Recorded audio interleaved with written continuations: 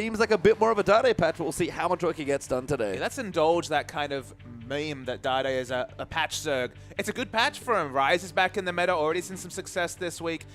Azir, it looks like a must ban against Dade based on his recent performances. The win rate's not necessarily there, but he does crazy initiation plays with that Emperor's Divide. Yeah, no one wants to give Dade big playmaking champions, but we are into the draft here. Vici will start game 1 off on the blue side, M3 on the red. Sejuani Z banned away there, so already targeting Dade there with a ban in the mid lane. And Rek'Sai and Twisted Fate, now a must ban against Setong. I think global champions in general, of course, Rek'Sai effectively a global champion, especially if you're winning and get that neural network.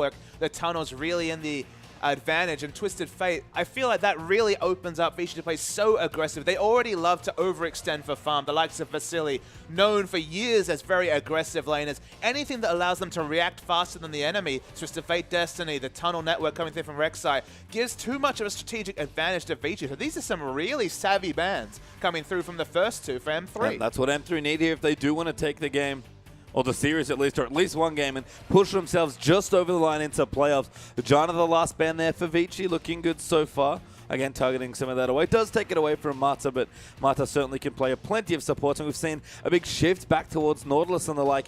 Cho get the last ban here. I do like it. Hetong being picked on a little bit, but that will open up everybody's favorite Kalista. But do you pick Kalista when Urgot is available? SMLZ already a noted Urgot player. They lock it in anyway, and you have to think Urgot's going to come through here for M3. Yeah, looks like it is M3. Going to go through a couple more champions. Lupa will flash Ryze just for a second. Kind of funny that we talk about Ryze being back. Lupa also noted on that champion, so potentially a flex pick there for M3 if they do want to start playing more of it. We've already seen the power of Annie today, though, and I don't think M3 can pass it up. I mean, Annie has been right back in the meta. Started off the season strong. It's hilarious to me that what was the go-to duo lane in week 1 is once again risen up. It was all about Sivir Annie, and once again, Sivir Annie is so popular. It looks like the Annie at least will be locked in. Wow, for M3 Condi as well, though, Pastry Time. That is a flex pick Annie. We've seen multiple, not just one. We can't just write it off. That's true. 2 different games in different weeks of Annie top. Okay, it was seen as a pseudo counter pick to Nah. I kind of question that given that it didn't win, but it is a flex pick for Lupa. Yeah, technically, yes, Lupa has played it in the top lane in this split of the LPL, but Annie leads in the picks there for M3, and that screams aggression. I mean, Condi, this is his champion that he came into the team on. This is definitely his most comfort pick, and comfort might be the way to go forward in game 1 at least. They've already got the Annie Lee Sin. They have a lot of pick power coming through in their first 2 picks. Nah already being considered. Wait, what? Yeah, that's a Nah going picked up, but Fizz will get picked up as well by Vici. That's going to be a Fizz jungle, is my guess that's going to come through. That's the most likely place that it's going to be going to. Of course, it could still be Fizz top. We see Teleport, Ignite being the summoner spells. That does scream Fizz. That does scream Fizz if you ask me. So where does the Nah go? That is a good question. That was my question. It's just like, yeah, Fizz top seems fine, especially for a player like Carry. I believe does have a play on it already as SMLZ insta-locking in the Urgot. I mean, the Urgot is no surprise. I kind of expected almost just a secondary AD carry pick. Pick the Urgot to go with the Kalista, just because the lane matchup can be very tenuous. We have seen Kalista players win out in that matchup, but just on paper and over a large sample size, you have to hand it to Urgot. And Dade has had Ryze bans consistently this week, able to snap it off in the 4th round of pits very happily. Yeah, Azir is open though, but chooses to take Ryze here, interestingly. So that's also blind, potentially, given that Fizz might not be in the mid lane and Nah's probably not landing. I mean, Vici are mixing it up quite a bit here with their 2nd and 3rd picks, but we'll give them a chance to see what they want to go in for their 4th and 5th here. We'll just give them a bit of time. Vici might be up to something here. Okay, the Jace is a little bit on the nose coming through from Mata. Definitely probably not allowed to play that champion too much anymore. But they're considering their options in this case. Looks like the breaking of the meta is being considered with some of the picks. Blitzcrank's locked in. Yes, Blitzcrank is locked in for Mata. A little bit of a smile there. And Orianna going to be that last pick. So I think your initial intuition was right, Papa Smithy. That is going to be Jungle Fizz. Jungle Fizz. It's just a feast or farm champion. It's all about getting an early game snowball. Ryze is definitely a tenuous laner, so looking to maybe gank the mid lane in particular. Waiting to see if we see a top laner or a support picked up here for M3. Because you remember, this is actually the lane matchup that Annie was chosen into. Lupa likes this Annie versus Nah matchup. He does. I mean, he's at least picked it twice willingly in some LPL games. As we said, did not work out for him there, but that is interesting. Actually, that's really cool. I talked about it being a flex pick. I mentioned Azir was open. Thought Dade might be showing a little too much by picking Ryze so early, but it's actually Lupa's Ryze, and Dade is going to last pick Azir. Okay, while I like that intuition there. It's a good pickup page. I don't like it in this particular situation because the one criticism of Ryze, especially in the top lane, very easy to turret dive, and you've already got a Fizz jungle locked in. Fizz is so good at dropping the aggro from turret with the use of the playful Trickster. Now he's going to happily bully him in lane as a resourceless champion against a champion like Ryze, who needs to really use his mana judiciously between trading and last hitting.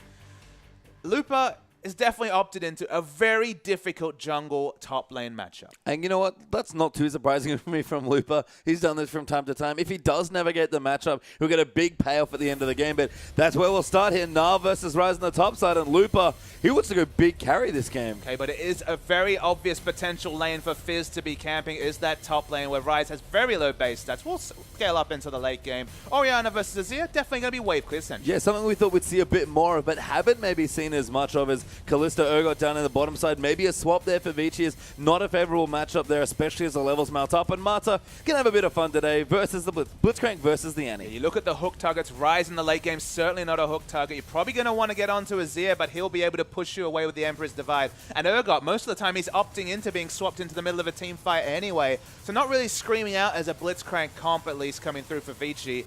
Whereas M3, they have a lot of comfort, but the early laning phase in particular could go horribly wrong. Well, I have to say, Macho's definitely earned his Blitzcrank game, so I'll give it to him at least. He's played fantastically all season, so he'll take it if he wants to have maybe a bit of fun in their last game. He's so far kept his craziness towards the Demacia Cup, not so much the LPL. So, you know, everyone gets a bit of a brain fade once in a while. We'll see how Marta and the Blitzcrank does. We're about to get straight onto the Rift.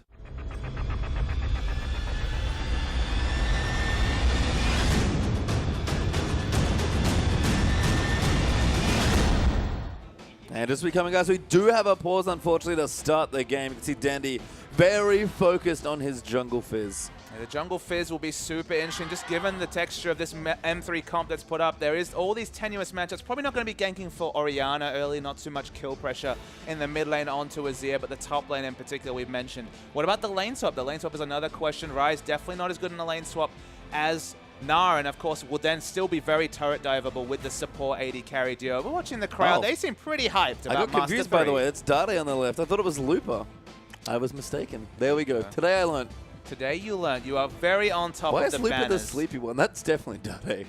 I mean, he picks Annie top. That's a bit sleepy if you ask me.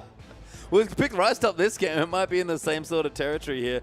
But, I mean, a confident pick here from M3. It's comfort, I think, definitely for the star solo landers here. Even SMLZ on a comfort champion like Urgot. In fact, all of M3 kind of looking through the lineup, it just screams, you know, game one, we need a win. Let's just play what we know and see what we can get done. And it's a deceptively high damage comp. You see Urgot and you're like, okay, late game's going to be a bit of a wash. But Ryze and Azir do so much consistent damage in the late game. The spells, the spell machine gun coming through in Ryze, and of course the auto attacks doing magic damage on those sand soldiers coming through from Dade. So the late game looks just fine, and so much initiation and pick. We already saw ADG completely wreck OMG with the pick power of Annie, and we're talking now about Ryze with the instant cast snare. Instant cast stun into instant cast snare between Ryze and Annie. Definitely legacy champions with those instant casts. Not a lot of counterplay between those two. Azir, of course, can do some crazy things. The bouncy castle, always my personal favorite. If you get that Emperor's Divide next to a wall, and Urgot, less said about him, the better. The suppression initiation is powerful. Yeah, pretty curious on the mid lane matchup, actually. We've seen Dada's Azir, what it can get done. 5.6, definitely seen a resurgence for that particular champion, but we were kind of thinking that with the changes to Athene's being a little bit cheaper, Chalice now more accessible, you know, more sustained damage mid lane is kind of coming into the meta. Orianna was almost expected to make some sort of resurgence. We haven't seen this matchup yet, I don't think. And we were definitely expecting more Orianna than just Godfrey, who was picking up last week and then this week. Rookie played it earlier today, but it's only been those two to bring out the Orianna, despite the fact that Athene's is such a massive indirect buff to Orianna with the shielding, with the dissonance giving movement speed. Basically 100% of kills in teamfights she's getting assists for. So the 30% extra max mana means she can just put out those spells on cooldowns. It's such a big indirect buff to, of course, to Azir as well, who's received a couple of patches of love directly in the patch notes, and also, again, the indirect buff for Athene. So the control mage is probably just going to be a farm off in the mid lane we'd expect. but Dade definitely has the offensive options. I'm actually surprised to see Hatong not take another bit out of the God v playoff playbook and go for the double mobility summoners even on Orianna. You might think, okay, but why the Ghost? But in general, Orianna's only problem is if she's caught out. So if somehow Dade gets behind her and Emperor's Divider into the middle of a fight, if Urgot gets the swap, there's so many pick initiations, instant cast CC that we already decided, that ghosting around the back of a fight, the Dade special, he's been using that ever since he brought Ziggs and Twisted Fate back into the meta a few years ago, could be super value. And the Ignite, I don't know how often you're going to be in Ignite range as Orianna. I mean, it's nice that she can at least add extra damage when Dandy comes to gank the lane. So they'll have additional kill pressure there potentially. But I do like the Ghost as well. Orianna just in general gated by positioning. You need to get your ball around the right spots. You need to be standing out of the damage while you navigate your ball around. And Ghost lets you do that so much easier. And she's unique in that she needs to both position herself defensively and position the ball offensively. Always one of the most interesting champions to cast just because the ball adds another layer. Whenever it's put down, you have to respect the range, to wait for the shockwave. She's got a lot going on. The Ignite Summoner spell, I guess I can see in terms of a snowball. If they're just smashing Azir in lane between the Fizz and Orianna pressure, it might be valuable, but Azir's just so slippery to begin with, and Orianna doesn't provide much in terms of initiation or damage. Pre-6 and then even level 9, getting 5 points in one of your abilities. Now you have to expect Lupa's going to get all the attention this game. Yeah, I mean, it's the Rise. He's picked that matchup for himself. Only got the flash to get away. Teleport, of course, your standard summoners for your top laner. Lupa could definitely be in a bit of trouble to see Dade laser focused. I told you he always looks sleepy, but that's not necessarily sleeping. He's just collecting his energy, saving himself, and really thinking about what the game that's ahead of him. I mean, playoffs are here. Dade definitely wants to return to his clutch ways, really carrying Samsung Blue, with depth, of course, to great heights in 2014. What had previously been a very inconsistent lineup known to make quarterfinals and then just fall out of the league. Had such a run of form in 2014. You're next to Samsung White, the most successful team in 2014 was Samsung Blue, and hoping to make similar strides with Masters 3. Of course, people really mentioned that Dade had never played more than 14 games in a whole season previous to this year, and then, of course, is closing in on his 43rd and 44th games, respectively. It's a much different structure in the LPL this season with the 12 teams and the best of 2. It's been up and down, mostly down, you have to say, but this is the time to shine. Yeah, and Lupa there as well, collecting himself, making sure he can get back into form. Certainly had some moments of brilliance. I think in the middle of the season especially, looked almost back to his old World Championship ways, but been a while since then. Lupa's still kind of playing himself back into the meta. I feel like it's funny. Both these players kind of want champions that suit them, and 5.6 maybe M3's time. I remain to be convinced on the Ryze top especially. I can kind of see Ryze mid, especially against the likes of Orianna. Not an ideal matchup for Ryze, but there's not many ideal matchups for Ryze in general. He just wants to navigate that laning phase in general. So in this case, going to be in the top lane, going to be an obvious gank target. Not as good in a 1v2 compared to his other laner. There's a lot of different things that need to happen at level 1. Master 3 want to try and navigate into a 1v1 lane where possible. Still not fantastic for Ryze, but better than the alternative. Yeah, and I mean, again, it's an odd matchup for Lupa to pick. I loved it in the draft. It was clever, but maybe too clever, unfortunately, given that what it means is if they do want to last pick the Azir, they end up with the Ryze in an unfavorable matchup. I mean, as you said, not very many good matchups. I think they tried to trick Vici a little bit, but not really tricking them very much there with Ryze. And it'll be interesting to see how they position in team fights as well. Usually Lupa, when you get big enough on Ryze, you become an effective frontliner, just doing massive AoE burst damage with the ultimate popped and just getting into the front of the fight. Whereas Urgot's going to have interesting positioning. Usually Azir's fighting around a hyper carry, but might just be in dive mode this game, so won't necessarily be able to set up an offensive locus of control with the soldiers if he's fighting in the depths, but we're going to find out very soon. Yeah, we are finally on to the Rift after our quick pause, and Vici versus M3, our last best of 2 for the first regular LPL split for 2015. It's been a long journey, Papa Smithy. And I've enjoyed the best of 2 format, but no more of that. Best of 5s are plenty coming very, very soon. But the league format, it's supposed to really separate the teams and show us who the top 8 teams are. And we're going to find out through this series. Is it going to be Masters 3? Is it going to be World Elite? 1 victory out of the 2 games, and Master 3 are through. Yeah, finally down to the wire here. Very clutch play expected from Master 3. If they do want to push themselves over, it was going to be unlikely for either World Elite or Master 3 to make it, but they're the last 2 teams left in playoff contention. Vici now just fanning out, going to defend their entrances, not get too aggressive here. And with that, all the neutral vision hanging around the river, probably not going to see a lane swap. But as I said, that Vasili's already in the top brush. Yeah, Vasili hasn't got the memo. He's already up top. They don't have any aggressive lane wards, so there's going to be a bit of prediction play going on here. And so far, Master 3 have definitely called their bluff. Yep, good guess there, moving up to the top side. I mean, how much do you like to just go to the top lane, Papa? I feel like it works out more often than not. It's one of those situations where the enemy doesn't have any assured knowledge, so they have to make a guess. You're going to be right, you're going to be wrong. In this case, they do predict right. They're going to probably walk. Let's see if they stay at the turret. It'd be very intelligent to stay at the turret, because as present, they haven't shown their hand whatsoever. No, they've got everyone hidden, even Lee Sin following out. They will get in now, and Mata going to look for a grab, finds one up to Love City. Vasili going to come in there. That's as a lot of level 1 SMLZ damage on Vasili, comes but through. not enough autos. Yeah, I mean, the Ren's damage, but just not enough attack speed yet. Crazy though. It's already at half health. Of course, it being the support has more potions than Urgot, so that's definitely the target you want to get that level 1 burst of damage, and we'll just have to see if the level 2 advantage can be confirmed by Vici. And this lane's fairly interesting, actually. I wasn't thinking too much about Blitzcrank versus Annie.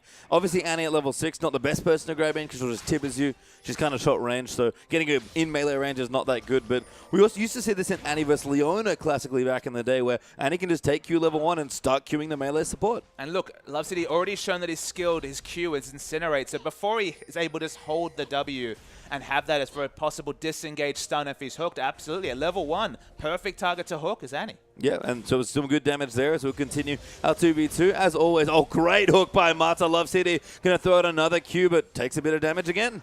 And this is the downfall of Urgot. We've mentioned it multiple times now that we see more and more Urgot in the 2v2 role. But level 1, level 2 has very low lane control. Isn't really able to trade before he gets both his E and his Q. And then, you know, certain points in Q. The Acid Hunter, of course, is usually about the base damage. So does struggle if he's pushed in. Has to use his mana to last hit under turret. Means he doesn't have that trade mana for when he gets the lock on. And I have to say, as we've learnt more and more about Kalista specifically, I think she has excellent wave control in the early levels. Between Soulmark minions with your W and just the power of Rend in general, Kalista has no issues in the early levels. But she's such an amusing champion, actually, just to think about, because you can skill, and we see in every different Kalista game, Q, E, and W all being skilled at level 1 for different reasons. If you're going to take the Gromp, you want to get access to the Soul Mark at level 1, so you have that at level 1. You can throw the Sentinels out for a bit of vision, just to make it even safer to pick up that early camp, as the trade damage onto Hatong is quite massive. We've seen Pierce level 1 just for a bit more wave pushing.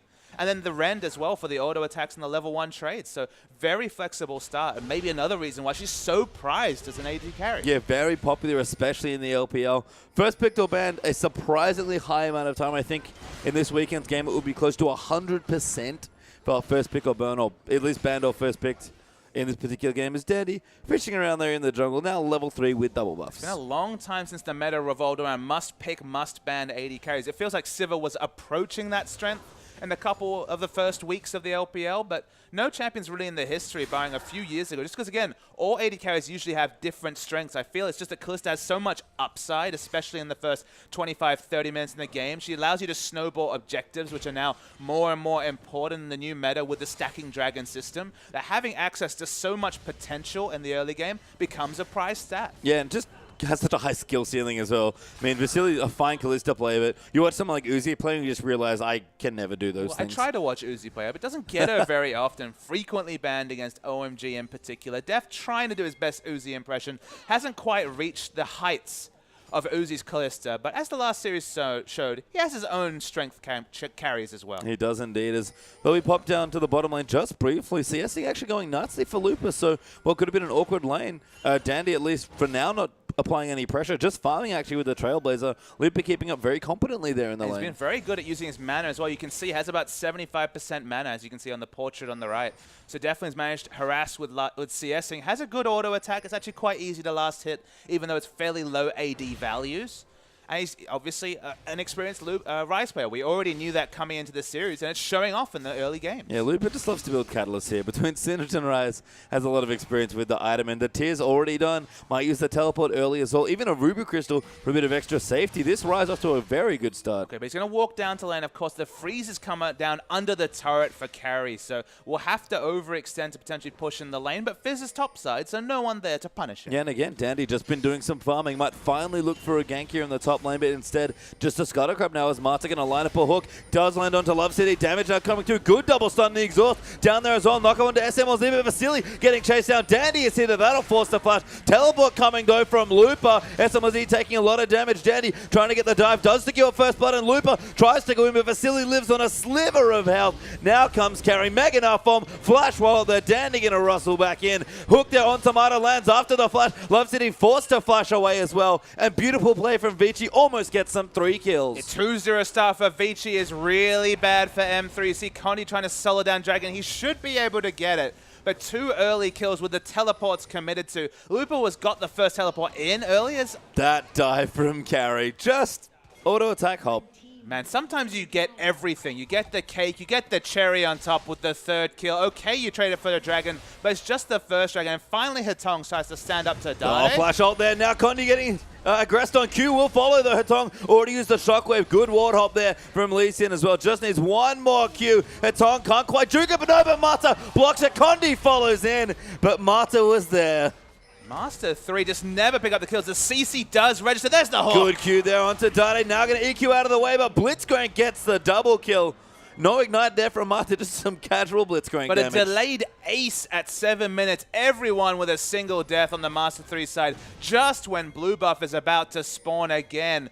Man, things went real bad there for Master 3. Yeah, and there's Dandy. Just double checked. He does have the aura around him. That is Cinder Hulk Jungle Fizz, not Magus. Cinder Hulk with the very fast accelerated Cinder Hulk being completed. It's got to be a pretty tilting experience for 2 different members to get their opponents down to, what, a sliver of health, 20, 30 health? And Master 3 had the most important best of 2 in their short career during the course of this best of 2. So they need to shake off what's happened. Excellently Sin mechanics coming through from Connie, but again, just not quite the damage. Yeah, Mata's timing was impeccable, and they even swapped their bottom lane back down. And look at Dandy. Level 6, ulti ready to go. He's actually looking for a kill, and he's going to find Condi here. That's a 2-level disadvantage. Dandy, your jungle Condi, I'm sorry, it no longer belongs to you. Yeah, I mean, Dandy has complete alpha advantage in this situation. The Wolf Scout, the Wolf Spirit gonna spot him, but he's not really too concerned about anything. Oh, Mata lining up a hook as well. Might be able to get Dade, and there's a player that you want to try and keep behind it is Dade. I mean, Dade always receives so much roaming attention. We remember Cloud on the Thresh coming into mid and ruining Dade's day on Victor. Victor not available this week, still disabled on patch 4.6, and here comes the dive. Yeah, Mata moving in for the dive. Good EQ there from Dade. Great hook though from Mata. Insta-fish from Dandy, and to make it look easy, a kill for the Fizz. And we talked about earning your Blitzcrank game. A couple of Blitzcranks have definitely been pretenders to the throne of Mata, who's been way on top of things this game. Not surprising, a fantastic Thresh player. Greater than all the time we've seen him. Of course, good on John. That's what everyone remembers him for. But Blitzcrank just looks good again. And Mata, what can't you play? He finally gets to move to the engage now that the pesky Janna is banned away and showing plenty of prowess on this champ. I mean, maybe that was why. It's just like, you know what? I want to play Blitzcrank. Ban away the Janna. I mean, just play it in solo queue. People don't really take it too seriously. Of course, Faker, famous for playing a lot of Blitzcrank's games on his Hide on Bush account. And in this situation, I mean, those mechanics definitely working out. I mean, Blitzcrank's such a unique champion. If you can play him at a high level, Mad Life used to show us this all the time. A worthwhile champion to play is Love City. Going to find him. Does have a stun ready to go, but nobody wants to get hooked again by Mata. And so patient, even using the Scuttle Crab. Doesn't have an 80 carry near him, so definitely going to get no use of that soul. Mark's passive is Vasily left to his own devices, and Mata's going for a merry walk. Yeah, he's been roaming actually pretty much full time now that the Rico bow from Vasily has been completed. He's just left on his own. He's basically in a 1v0 lane right now with Looper. And he's decided to not go for any of those silly support items, going for the tier. We've already seen Mana Moon Blitzcrank once today, but definitely a different texture to this game as they're 6-0 ahead. Yeah, Moby Boot's great for the early roaming, and I like the tier. It's a bit of a snowball item, but just even some additional tankiness through the mana barrier passive is good. Let's be real, he could have got a snowball sightstone, but he knew what he wanted. No, Mata wants to get a bit more aggressive on the build this time around. Maybe even see a Mana Mune coming through. And Mata actually getting some blast hits now. Vasily almost got the turret in the bottom side. Will send a Sentinel up the lane as well just to watch for it and buying some time. But that tower, it's dead. And with all that rotational play, oh, Mata. Condi kicks him back there as well. Q looking to land good E there to cripple plus the exhaust coming down. SMLZ also here, but Condi gets grabbed up. Mata gets a kill in a 2v3, and now Carry gonna chase in on the Almost making a good swap there from SMLZ. The minions too much there. Dandy gets Rise on the bottom side, but SMLZ lives. The minions did so much work. With the go ping, they want to go back in and get SMLZ. Look at Mata. He's waiting for his Orianna to come up, taunting them here on the blitz. Flashing in there, gets another kill. Bear goes down, but Mata too strong. Shockwave will secure it. Last auto, though, does give Love CD the double buff. Yeah, they didn't manage to get the double buff transfer through there. In this case, it's transferred to Love CD. Couldn't get it onto her tongue, but Mata with the smooth moves finally pays off, but the bounty goes to the support. Yeah, and Dade trying to push in the mid lane, does arise on a turret, but not quite enough damage. Just carries teleported into the mid lane. This insane amount of pressure onto the Azir, who's got all his summoners and his ulti up, but the hyper damage more than enough to win trades. But that was a mini Nah teleport in. There was no kill pressure whatsoever, but there might be now. I don't know if you should tell Carry that. He's going in. Dade, beautiful ulti, but Hatong joining back in. The ball rides in. The auto's good, and Hatong will claim the killers. Love City back down again, but Carry threatening with the Mega Now. Scoops him back in. Dandy over the top. Double kill for Hatong. Condi kicks them out, but Dandy going to follow. Condi just hops away in time, and Vici Gaming have taken over. What the hell is in the water for Vici Gaming? 11 minutes in, 11 kills. It's been a bloodbath on the Rift and Master 3. They're going to be wondering what has happened in the first 10 minutes. I don't think Vici were very happy losing a couple games this week, and they haven't lost very many in recent memory, but apparently don't want to lose any more. But you can understand their theory. Play a fast game around the likes of Rise, and sure, he never gets to scale up. Meanwhile, Lupa was obviously not watching his screen and got killed by the Cinder Hulk Dandy. Yeah, I mean, still does good damage, does this Fizz. That ultimate at this stage of the game just does so much work, and another fish lands onto Dade. He's trying to get away, but he's being dove by Vasily and Hatong, and Dandy gonna get another. But how do you approach a game like this if you're Master? That you need a victory, but this is not looking like one. That call was sick. Condi in trouble. Doesn't get away from Vasily, who pierces him to death. Dandy now still diving in, thinking about inhibitor turrets as Vasily gonna get some damage under this turret. Hatong moving the ball around wonderfully, and SMLZ gets hooked by Mata. Amazing play. Somehow sees him, predicts him after he goes through a ward. Pastry time. Vici are playing this game like it's an exhibition match, but no one told Master 3 they're the team with the whole thing on the line. And against the likes of Blitzcrank, now 3-1-6. Hurricane already completed. Look at Mata. He's elated because his team are dismantling Master 3. That's one hell of a smirk on his face, and I would look that way too if I was playing this well. His Blitzcrank looking great in Condi. I'm sorry, my friend.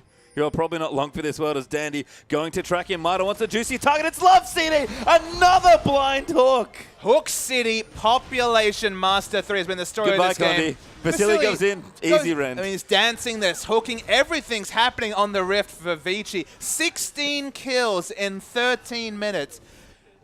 This was supposed to be the LGD IG game, not this particular game where everything's on the line. Yeah, I mean, it's funny because that game, of course, there were different things on the line potentially, but Vici have secured their spot. They don't need to play this well, but you know what? It is momentum moving into playoffs. Why not look intimidating? Because any team looking at Vici playing like this, maybe you start thinking, do I have to ban Blitzcrank? I really don't want to. And you recall that EDG versus Vici series that happened on Friday. It was a 2-0 to EDG, but Vici pushed them and looked like they would get at least a single victory before Clear Love went completely God mode on Sejuani, you'll remember. In this present situation, they're just styling on Master 3, who are looking at playoffs and it's suddenly looking like it's further away, at least in Game 1.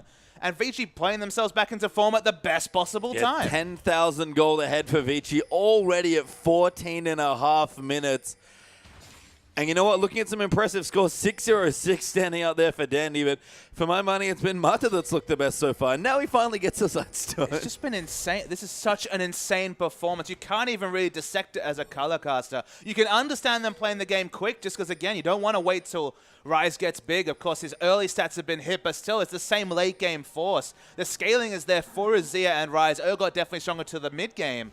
But, I mean, all those factors mean nothing when you're talking about a 10,000 gold lead at 15 minutes. Oh, they were trying to do it. I was wondering what the fade score was for, but they were trying for the very stylish fadeaway hook. They couldn't do an Aframu double lift in that particular situation. That's the first style they've failed on this game. Because, as I said, 10,000 gold lead at 15 minutes, and it's just crazy. I mean, watch for that cooldown on Vasily's ultimate. I can bet you they're going to be trying it again here.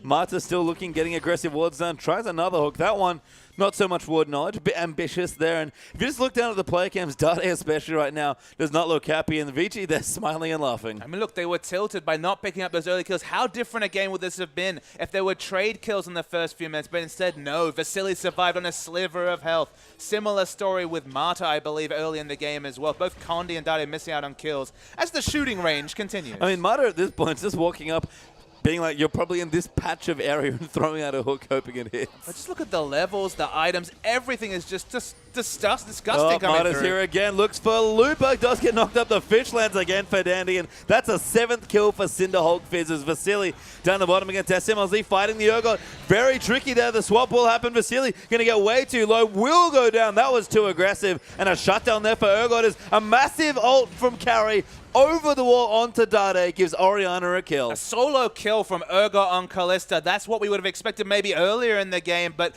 everything that's happened since that point, the 17 kills that preceded it coming through from Vici, means it's all for naught in this particular situation. Kalista versus Urgot, great matchup for Urgot, but doesn't mean anything. I mean, it's one of those things where you have to get to the point where it's good for you. It's not good in the early levels, 1 to 2 especially.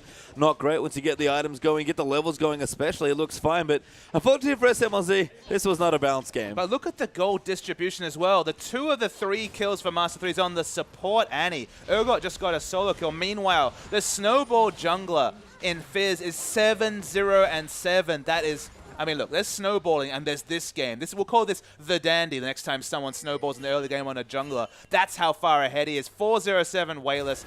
Basically has whatever items he wants. And then everyone else has some kill participation as well. The only person who's been largely unseen is Carry on his 10-2, I believe, coming into this game. Yeah, just casually 1-1-7, pulling up the rear as far as scores go here on the teams. And Vasily Marta, I think they're trying to line it up again. And where are the safe spots for Master 3 on this map? Because they're getting hooked over every fat wall on this game. Another structure's going to go down. That's going to be the 6th, and Marta wants another hook. He really does. Vasily in range for the Fate's Call as well, but they'll take the Sun Turret down instead. I mean, M3 at this point aren't happy to leave their base. SMLZ somehow push minions out to the bottom.